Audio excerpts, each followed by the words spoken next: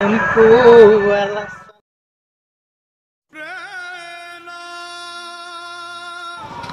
बड़ी थक गई आ जाएगा।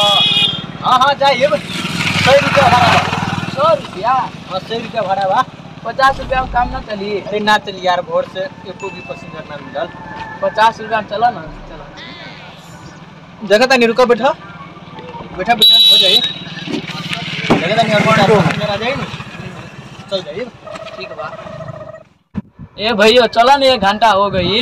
अरे जाता नहीं मर्दे रुको ना तब जेबो 2-4 मिनट और रुको अब तनी वो देखता रह वहां अब तरह सारा पीसा होता रह वो उसको बैग लेके चल जाइए। अब हम 5 मिनट रुको चलवा तो चला नहीं तो।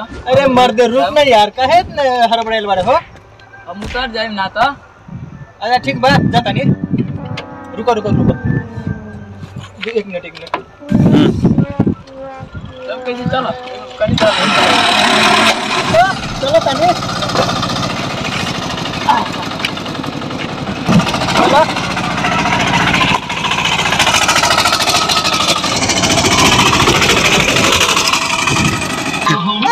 अरे भाड़ा ना दबा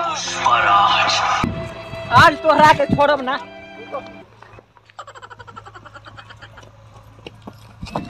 सरवा तोहरा के हम छोड़ब ना चल पैसा निकाल पैसा ना भाई भाई पैसा निकाल पैसा ना भाई। अरे सरवा बोलत रहनी है 100 रुपया लगी वो हम 50 रुपया में तोहरा के हम बिठा के लेके जात बनी तो पैसा निकाल पहले पैसा पैसा कौन चीज का पैसा दे?